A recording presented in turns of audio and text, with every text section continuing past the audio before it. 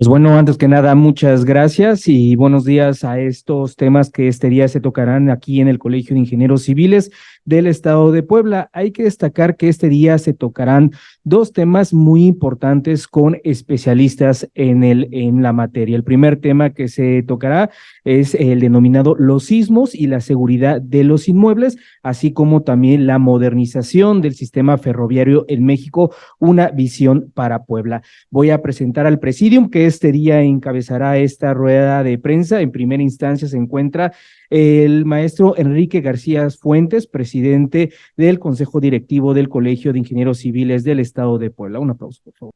A continuación, también hace presencia el doctor Joaquín Lozano Mercado, socio del CICEPAC. Y finalmente, el ingeniero Armando García Huerta, presidente de la campaña financiera del Colegio de Ingenieros Civiles del Estado de Puebla. Le voy a dar el micrófono al ingeniero doctor Joaquín Lozano Mercado para que nos hable sobre el tema los sismos y la seguridad de los inmuebles en Puebla. Por favor, doctor. Sobre la coincidencia de sismos en el mismo día, en todo el siglo XX, a lo largo del siglo XX, con la información que se tiene. Y vemos en su tabla que hay ocurrencia de 4 temblores en la misma fecha, y en otro caso 5, y finalmente en junio, en cierto día, hay una ocurrencia de 6 eventos sísmicos. Esa información de la tabla que manda el doctor Edgar es importante, pero no nos da la dimensión de toda la problemática. La acción sísmica es una acción natural, disipación de energía, y entonces está asociada con muchas incertidumbres propias de esa liberación de energía, desde el sitio donde se genera la disipación de la energía, que por ejemplo para el caso de Puebla yo recuerdo 1973, Ciudad Cerdán, 1985, la costa del Pacífico, 1999, Tehuacán, 2000 ya en el siglo XXI, por Morelos. Entonces, las fuentes sísmicas son imprevistas, propiamente van en todas las direcciones, al norte, al sur, un poco al oriente, al poniente. Entonces, hay incertidumbre. ¿Cuál es el próximo evento sísmico y dónde va a ser el foco donde se disipe esa energía? Una vez disipada la energía, esta viaja a través de diferentes trayectorias, lógicamente. Si el foco fue en el Pacífico, para llegar a Puebla o a la Ciudad de México, hay una cierta cantidad de kilómetros con ciertas características del subsuelo y la corteza terrestre. Entonces ahí tenemos una serie también de incertidumbres. En otros casos, por ejemplo, el de Tehuacán, pues nos toca muy cerca a nosotros, genera otro tipo de problemática. Tercera fuente de incertidumbre es el sitio mismo donde se ubica la estructura. No conocemos muchas veces el subsuelo. Tenemos que hacer estudios previos de mecánica de suelos que son muy limitados y nos dan una información somera sobre el subsuelo. Entonces ahí ya tenemos 3 fuentes de incertidumbre por parte de la acción sísmica. Y por parte de la construcción en sí, podemos hablar también de otras incertidumbres, como son, le voy a llamar el modelo que el ingeniero prepara para diseñar la estructura. Es un modelo en el que él concibe cierta estructura, ciertas características, y las plasma en su modelo y piensa que así se va a comportar la estructura. Ahí hay incertidumbres, tanto en las teorías que analiza y que toma en cuenta, como sobre todo en los materiales. Si la estructura va a ser de concreto, si va a ser de acero, si va a ser de mampostería. Tiene una serie de incertidumbres inherentes al comportamiento de los materiales y finalmente a la calidad de mano de obra con que se ejecuta dicha construcción. Entonces vemos que este problema es bastante fuerte. Bueno, en relación con eso, el día de mañana yo voy a plantear una plática titulada Edificios sometidos a torsión. ¿Qué tiene que ver la torsión con la acción sísmica? Brevemente, nada más quiero comentar. Normalmente nosotros estamos conscientes de que en el momento de un sismo hay un movimiento, vamos a decir, en dirección norte-sur y otro en dirección este-oeste. Y muchas veces estamos platicando después del sismo. ¿Sentiste No, yo lo sentí muy fuerte en esta dirección. No, yo lo sentí inclusive verticalmente. Hasta ahí estamos de acuerdo. Pero el problema es que aparte de esos movimientos, las estructuras también tienden a girar con relación a un eje fijo en el momento del sismo. ¿Por qué?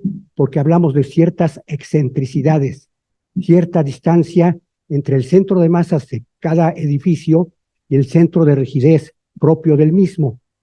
Entonces, eso nos genera giros. Cuando se presenta el sismo, hay giros, sobre todo en el plano horizontal, positivos y negativos. Y eso es la torsión en los edificios. ¿Por qué no se ha mencionado mucho en los reglamentos? Está cubierta esa parte de manera, vamos a decir, del lado de la seguridad se trata de establecer, pero hay todavía mucha falta de estudio porque precisamente los sismos y los aparatos que miden la acción sísmica, o sea, los registros de los sismos, ya sea acelerógrafos o sismógrafos, solamente describen el movimiento horizontal, vertical, horizontal en dos direcciones y vertical, pero no registran los giros. Entonces ahí hay mucha información que todavía nos hace falta. Y como consecuencia de eso, pues tenemos los ingenieros que nos dedicamos a las estructuras que ahondar sobre ese comportamiento a la torsión de las estructuras. Ese sería básicamente el tema que se va a explicar el día de mañana. Buenos días, ingeniero Efraín Núñez de la Jornada de Oriente. Yo quisiera preguntarle si en su campo de estudio o en su experiencia tendrá algún dato de cuántos edificios en Puebla, sobre todo en el centro histórico, están en riesgo de poder colapsar o de dañarse de manera significativa en caso de un sismo, ya sea porque se trata de casonas abandonadas o porque son edificios que no tienen el mantenimiento debido. No sé si tenga ese dato que nos lo pudiera compartir. Ya se han hecho estudios en algunas partes sobre confiabilidad estructural, pero en México en particular todavía falta aterrizar esos estudios por ciudades, por zonas y por inclusive manzanas para tener datos precisos sobre la confiabilidad y qué inmuebles realmente pueden sufrir colapso en sismos próximos y qué edificios tienen un grado de confiabilidad más alto. Esos estudios están todavía pendientes, entonces es muy complicado dar datos sobre cuántos edificios pueden colapsar en el caso de un temblor. Lógicamente, el centro histórico de la ciudad de Puebla es un laboratorio que tenemos de estructuras de mampostería con más de 100 años, en donde nosotros podemos aprovechar el estudio y trasladar estudios que se han hecho en otras partes para estudiar precisamente la confiabilidad de esos inmuebles y también proponer ciertas soluciones previas a algún riesgo sísmico importante. No sé si, o sea, datos concretos no le puedo decir. En el centro histórico hay 30 inmuebles digamos, en riesgo de colapsar. Se han hecho estudios, se han hecho trabajos por parte del colegio hace 15 años, yo recuerdo, los estructuristas fuimos a visitar diferentes casas detectadas como abandonadas, sacamos reportes, hicimos dictámenes de seguridad y los entregamos a la autoridad municipal para que se procediera.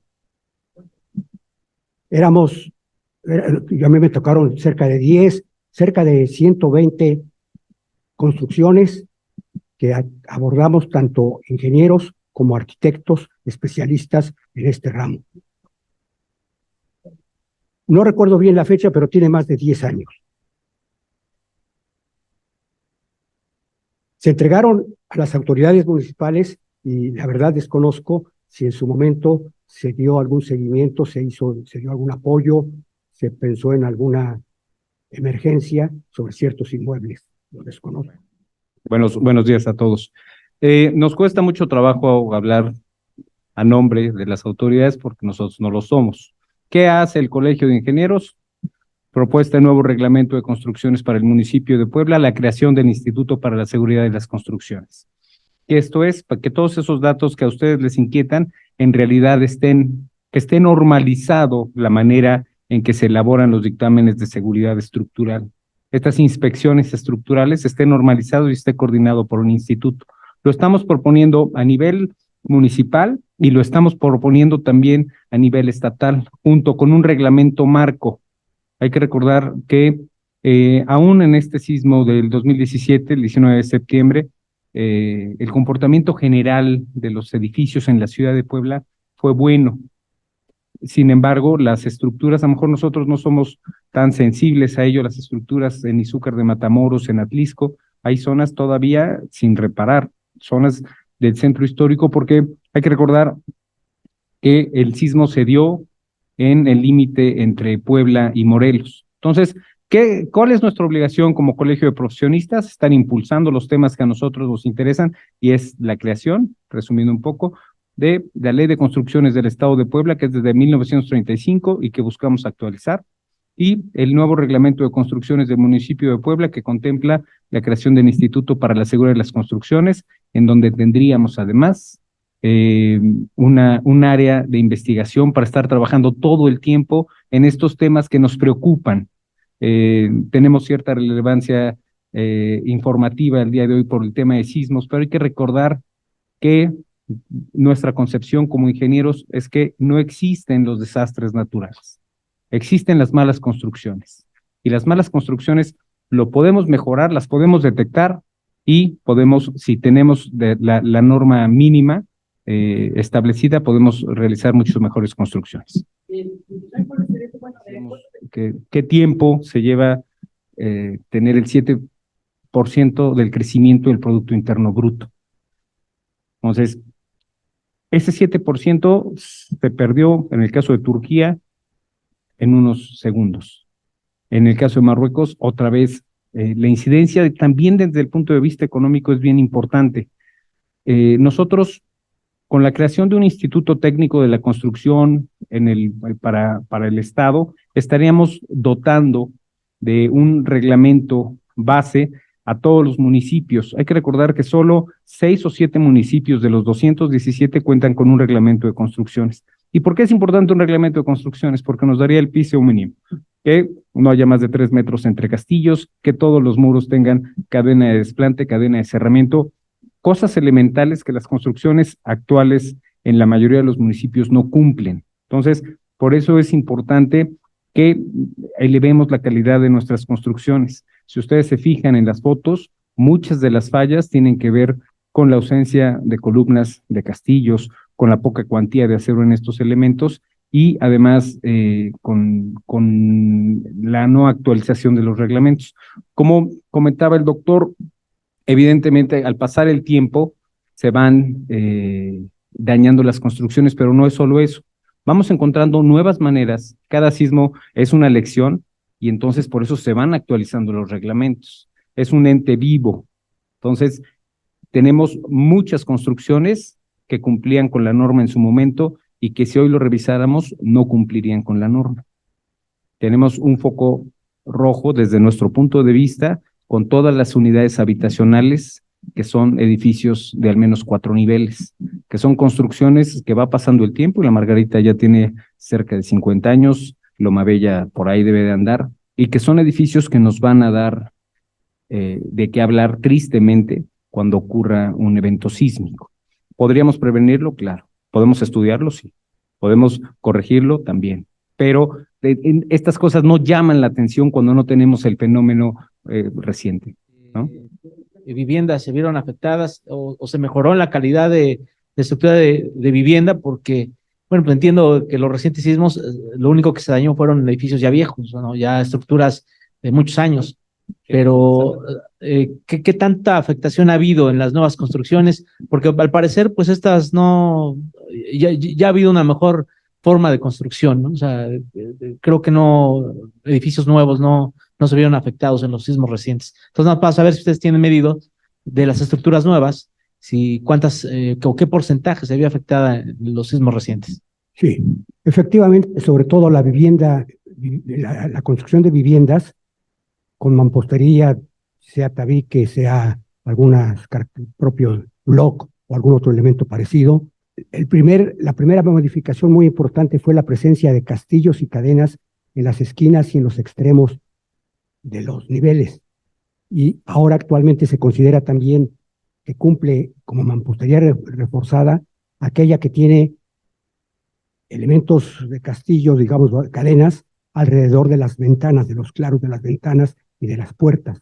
Eso ha mejorado mucho el comportamiento de estos sistemas estructurales, de tal manera que repercute en la respuesta que se da ante sismo. Lo mismo, un poco la estructuración que se ha logrado ya en edificios de más de 2, 3 niveles, permitiendo que no haya ciertos problemas que se presentaban antes muy fuertes de discontinuidad. Entonces también los índices de daño han bajado. No tenemos estadísticas porque no estamos dedicados a contabilizar las estructuras después de un sismo que sufren daños o no en cuanto a número. Hacemos visitas, hacemos dictámenes, nos enfrentamos a los problemas, los tratamos de resolver y ahí queda nuestro trabajo. Después pues entramos a otras fases de este proceso. San Pedro Cholula usa la Ley de Construcciones de 1935. Tepeaca, el municipio del gobernador, no tiene reglamento. Huauchinango tiene reglamento, Zacatlán tiene reglamento, San Martín Texmelucan tiene reglamento, Atlisco tiene reglamento, y a lo mejor se me está escapando alguno. Consultar la infografía en nuestra página. Bueno, si alguno se me está saltando, pero son básicamente ellos. ¿Y qué implica la creación de reglamentos? Todos los que les acabo de platicar tienen ya esquema de directores responsables de obra. Ya hay un técnico responsable de cada una de las construcciones. Mientras no tengan el reglamento, no hay un responsable técnico de las construcciones. Por eso es importante. Y entonces, si vamos a estar batallando con 217 reglamentos, estamos proponiendo un solo reglamento marco. ¿Por qué? Porque ya se está haciendo en la Ciudad de México. Y en la Ciudad de México, sus condiciones de suelo son muy particulares.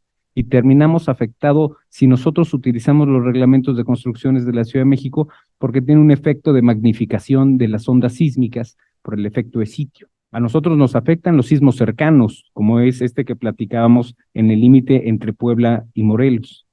A ellos les afectan los sismos que tienen un foco lejano porque es una zona lacustre, ¿no? Y eso provoca la amplificación de las ondas sísmicas. Entonces, hay que estudiar nuestras condiciones y esa es la propuesta. En algún momento, con el gobernador Barbosa, se tuvo la propuesta de una red sismológica estatal. Después vino la pandemia y todo lo acabó. No se hizo absolutamente nada. Sería un buen momento retomarlo porque eso implica la seguridad de los ciudadanos. Buenos días a todos. Gracias por asistir. Pues este tema de los sismos, la verdad es que deja mucho que estudiar, que pensar, que analizar y cómo poder protegernos. La verdad es un tema apasionante para nosotros como ingenieros, pero bueno, también apasionante será el tema de la modernización del sistema ferroviario en México. Hoy por hoy ustedes deben estar enterados que a nivel nacional la propuesta de retomar los trenes, sobre todo en zonas urbanas, y también en lugares interurbanos o unión de ciudades con ciudades, está muy vigente. Entonces, el Colegio de Ingenieros, a través de la campaña financiera, nos hemos dado la tarea de retomar ese tema para una iniciativa que se tenía desde hace ya varios años, ustedes lo deben de saber, con la intención de crear ese sistema de transporte de trenes en la ciudad. Tal vez estos temas tendrán alrededor de 30 años y se quedaron por ahí en algún momento dado abandonados, pero nosotros con esa intención de volver a crear ese interés, lo estamos retomando y estamos proponiendo una serie de conferencias que se darán a cabo el próximo 22, este próximo viernes, en donde se tratarán temas precisamente de trenes que hoy por hoy se están implementando en nuestro país y en varias ciudades. Vamos a contar con instituciones, con empresas muy prestigiosas que están trabajando actualmente en los trenes que pues todo el mundo sabemos y conocemos que están dando. Nos van a venir a platicar acerca del Tren Maya, nos van a venir a platicar también acerca del transporte interoceánico, muy sonado últimamente por el impacto económico que trae. También la participación para hablarnos del tema del tren de Tlaxcala. Aquí cerquita, fíjense, en la ciudad de Tlaxcala está por iniciar ya la construcción, por lo menos el proyecto se lo tiene muy adelantado, de su tren urbano dentro de la ciudad, no sé si ustedes estaban enterados, y nos van a hablar de las experiencias que ha habido en el Metro Rey, en la ciudad de Monterrey. Ustedes saben que actualmente andan ya con su línea 4, 5 y 6, ellos están muy asociados con los especialistas chinos. O sea, cosa curiosa porque en los demás estados, como es el caso del Bajío, los especialistas que están trabajando ahí son alemanes. Entonces, la situación de los trenes urbanos y suburbanos está muy intensa en el país. Y entonces, en este caso, ver una visión para Puebla. Y nosotros, actualmente, ¿qué estamos haciendo para considerar ya dentro de nuestro movimiento de la población, precisamente un transporte que sea económico, que sea seguro, que sea viable, que sea sustentable, y sobre todo, pues que nos dé esa visión de una ciudad de primer mundo, ¿no? Entonces, con esa idea, el Colegio de Ingenieros retoma esta propuesta para que volvamos a crear ese interés entre todos ustedes, entre nuestras autoridades, y en su momento tomar precisamente esa posición de impulsar estos temas. En forma general, es lo que se trata esta propuesta para este próximo viernes a las 4 de la tarde. Y les digo, tendremos especialistas que nos van a hablar de empresas interesadas, inclusive en empezar y retomar el estudio para implementar un tren urbano en nuestra ciudad. Ustedes saben que también se está manejando ya últimamente, tal vez por temas políticos, pero ya se vuelve a retomar el tema de un tren que comunique la Ciudad de México con la Ciudad de Puebla, que en algunos años también se tomó muy en cuenta, muy sonado. Y otro tren que le llaman un tren que va a unir a las ciudades conurbadas con la capital de la República, como viene siendo unir las ciudades como Cuernavaca, Pachuca, Puebla, ¿cuál se me olvida? Querétaro, ser un circuito en donde se pueda tener una relación más cercana en el transporte y segura, como les comentaba. Entonces, esa es la intención, esa es la idea, esa es la propuesta para que retomamos ese interés por la construcción de los trenes urbanos y suburbanos en nuestra ciudad y en nuestro estado. No sé si ustedes consideran que pudiera retomarse esta línea que pues se le invirtió muchísimo dinero y que ahora pudiera ser en otro sentido, ampliarla, no sé, o sea, poder ocupar esta infraestructura que se había hecho para este transporte. Claro. Bueno, la concesionaria de las vías es Ferrosur. Ferrosur, en el acuerdo inicial de la operación del tren Puebla-Cholula, le dio esas corridas porque se utilizan las vías para transporte de mercancías. Entonces, por eso era a las 7 de la mañana y a las 6 de la tarde. Eso lo sé de primera mano porque los de Ferrosur estuvieron aquí con nosotros y durante el gobierno del gobernador Barbosa nunca los recibió. Entonces, si tú lo que necesitabas es mayor frecuencia de viajes, lo que tenías que negociar es con quien tiene concesionadas las vías. Quiero decir, bueno, tomar el tren turístico a las 7 de la mañana estaba incómodo, pero había opciones y son opciones que nunca se exploraron. Quiero decir, la frecuencia de los viajes. Y entonces, quiero decir, si no funcionaba el tren, ¿por qué se lo dieron a la Marina y por qué se va a instalar ahora en estos nuevos proyectos? Quiero decir, era algo que teníamos, que estaba funcionando, lo que nos faltaba era la frecuencia de viajes, para que no fuera solo turístico, sino pudiera servir de transporte. Gente de la Secretaría de Comunicaciones y Transportes estaba muy interesado en el tren, porque al final me parece que no hay vuelta atrás, y ahorita le dejo el micrófono al ingeniero Armando, no hay vuelta atrás en cuanto a la utilización de los trenes y los ferrocarriles como medio de transporte, no solo de personas, sino de mercancías. Es más importante el tema de mercancías porque eso lo hace viable económicamente. No hay un sistema de transporte de pasajeros en el mundo que sea viable económicamente. Ninguno. Entonces, evidentemente se compensa con el transporte de mercancías. Entonces, creo que lo que sucedió en el tren Puebla-Cholula es una serie de cosas desafortunadas, pero nunca se exploró la posibilidad de que hubiera una mayor frecuencia de viajes. No sé si funcionaría como una especie de metro, y en ese sentido la pregunta sería si a Puebla ya no le urge un metro por el crecimiento que tiene la ciudad, las dimensiones de norte a sur y demás. algo que pudiera tener una mayor frecuencia que el propio Metrobús. Eso por un lado. Por otro lado, pues si se reactiva el tren suburbano al interior del estado, ¿qué pasaría? Por ejemplo, sabemos de vías que desde hace 10 años han sido saqueadas.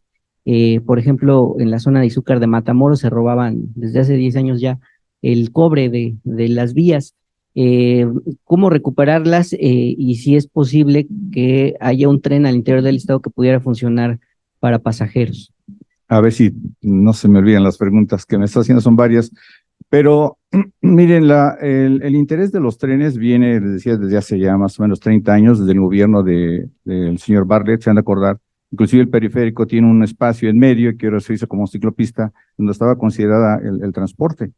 Si no mal recuerdo, en época el arquitecto Paredes, tomaron la intención de hacer un tren que recorriera toda la 11 norte-sur, dentro de esas posibilidades, ¿no?, de transportación.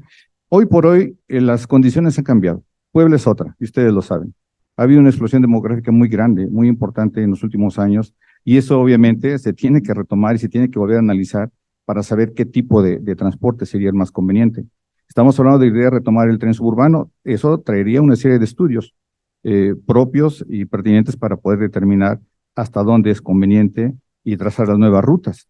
Podemos hablar de un tren elevado, de un tren a nivel de piso, de un tren subterráneo, cosas que generan mucho problema social y mucho convencimiento para la gente, que nos lo digan nuestros amigos de Monterrey o de Guadalajara, todo el problema que se tiene para poder determinar las líneas. Hoy por hoy en Monterrey ustedes saben lo que está pasando, va a haber un tren parecido al Ruta, que inclusive va a ser sobre ruedas, sobre neumáticos, y con toda la tecnología nueva que se maneja. Ya no va a haber una persona que lo guíe, va a ser todo a través de la tecnología. Serán guiados en forma a distancia, ¿no? Entonces, todas esas condiciones, todos esos avances, esa tecnología que se tiene ahora, las empresas especialistas son las que nos vendrán a proponer, junto con todas las experiencias que se han tenido, sobre todo en México, que somos un caso muy especial y muy particular, para poder determinar todo esto. Sí, les digo, la ciudad ha cambiado muchísimo, hay que proyectar la ciudad, no nada más para resolver el problema actual mediático, hay que proyectarlo a 10, 20, 30 años, porque es una inversión obviamente cuantiosa. Entonces, igual ya no estaríamos hablando de vías, tal vez, eso quedaría ya fuera de posibilidad en su caso, ¿no? Pero bueno, es la intención con esta serie de pláticas con los especialistas, quienes vendrán a poner un poquito el dedo, ¿no?, en retomar esa idea de retomar esos temas de los trenes y sobre todo su viabilidad, más que nada, porque puede ser nada más una idea, pero todo eso se tiene que soportar con estudios de factibilidad que nos determinarán ellos hasta dónde sería posible tener o contar con un tren urbano primeramente y tal vez en un suburbano, como también se ha estado mencionando. Pepe Aguilar de Red Noticias 40. Ingeniero, en ese mismo sentido, más allá del sistema ferroviario, más allá de las vías, el transporte aéreo, se ha comentado con algunos políticos en ese sentido si le apostarían realmente al transporte aéreo más allá de las vías. Ese es por un lado. Y por otro lado, en relación al curso, si van a analizar los pros y contras de cada uno del interoceánico, del Tren Maya, del tren turístico acá en Puebla, etcétera, y comentar ese aspecto que estaban comentando al principio y el horario que van a tener en el curso. Gracias. Con respecto a tu primera pregunta, fíjate que es muy importante. La verdad es de que nuestro estado carece de un aeropuerto de primer nivel. La verdad, no se merece nuestra ciudad, nuestro estado, un aeropuerto como el que se tiene, ¿no?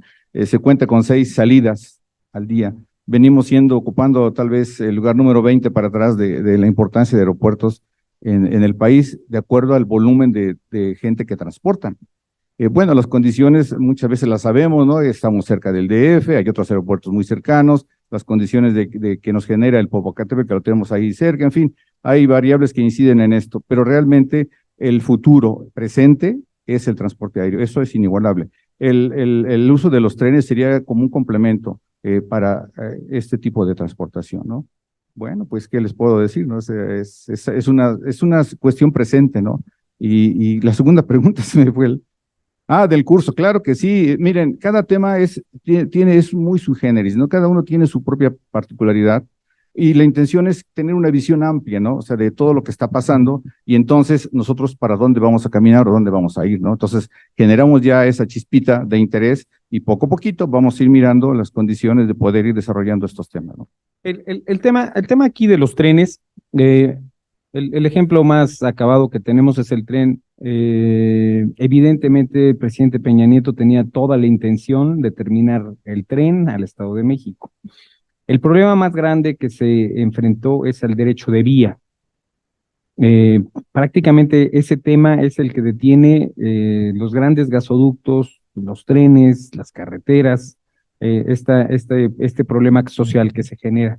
Y bueno, lo que ahora se inauguró como tren, que ahora le llaman Insurgente, es simplemente dentro del Estado de México. Todavía no llega a la Ciudad de México, porque en la Ciudad de México nunca le dieron la importancia y no tienen construidas las terminales. No tienen la terminal Vasco de Quiroga, no tienen la terminal Santa Fe y no tienen la terminal Observatorio. Entonces, hay que ver que para que estos proyectos en realidad jalen, se necesita de voluntad política y que tengamos todos el acuerdo a dónde vamos y que independientemente de los colores que haya en el gobierno, sepamos que la mejor estrategia de comunicación terrestre que tenemos sean los trenes. Entonces, es un convencimiento de que todos, porque necesariamente van a ser proyectos transeccionales. El Tren Maya tendrá que ser transeccional, el tren interoceánico tendrá que ser transeccional, o si no, si permitimos como sociedad que se abandonen los proyectos cuando cambien los gobiernos, vamos a estar continuamente tratando de reinventarnos cada 6 años. Bueno, nosotros como Colegio de Profesionistas del Estado de Puebla estamos ocupados en la actualización profesional de quienes participan de las construcciones, de quienes participan de los proyectos de infraestructura, que son los ingenieros civiles. Ya platicamos, además le agradezco mucho al doctor Joaquín Lozano Mercado que se dé el tiempo, que venga con nosotros, que nos comparte el conocimiento, y ya quedamos mañana por la tarde con edificios sometidos a torsión. Tenemos después, y yo agradezco a la campaña financiera, no es solamente el ingeniero Armando, sino todos los que integran la campaña financiera del Colegio de Ingenieros Civiles, al ingeniero Parra, al ingeniero Efraín Ruiz, a la ingeniera Sandra, al ingeniero Arturo Muñoz, que le hayan puesto tanto entusiasmo, y créanme que son temas bien importantes para que nosotros podamos en realidad aprovechar el tema del nearshoring. No estamos cerca del mercado principal, que son los Estados Unidos. Entonces, si no estamos cerca, tenemos que mejorar las condiciones para ser atractivo para las empresas. Puebla es un gran punto estratégico, sí, pero entre Europa y el centro del país. Nosotros no estamos cerca del norte del país.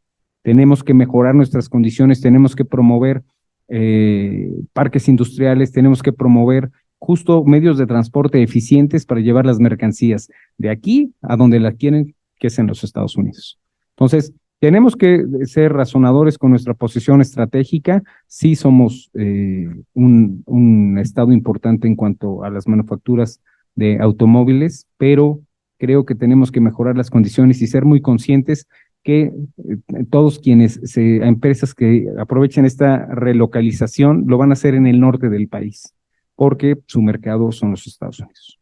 Entonces, si nosotros queremos vernos atractivos, tenemos que tener grandes proyectos de infraestructura para que convenzamos a quienes vienen a invertir que van a poder llevar rápidamente las mercancías desde Puebla al norte del país. Entonces, por eso nuestra preocupación de estos temas. Entonces, yo los invito a que estén pendientes. Tenemos además el curso de evaluación de proyectos a través de costo-beneficio. El costo-beneficio es la decisión más importante en todos los proyectos, tanto públicos como privados. ¿Qué tan viables son las cosas? Bueno, cuánto cuestan y dónde va a estar el tiempo de recuperación de la inversión. Entonces, ese es un tema también importante que tenemos del 25 al 27 de septiembre en el horario de las 4 a las 19 horas y que es además aquí en la casa sede. Creo que estamos buscando temas importantes, no solamente para los ingenieros civiles, porque podríamos meternos solamente a platicar de diseño de elementos de concreto y que eso no resulte interesante a nadie. Estamos hablando de cuestiones sísmicas que nos pueden afectar a todos como sociedad, estamos hablando de cuestiones de transporte, que es una preocupación general de la sociedad, y de qué proyectos son viables o no de ejecutar en el futuro. Y pues bueno, esas son nuestras actividades en el mes de septiembre. Agradecerles a todos su visita. Por supuesto, ya saben que aquí en el Colegio de Ingenieros Civiles del Estado de Puebla tienen su casa. Les agradezco muchísimo que se tomen el tiempo y pues espero que nos veamos pronto. Muchas gracias.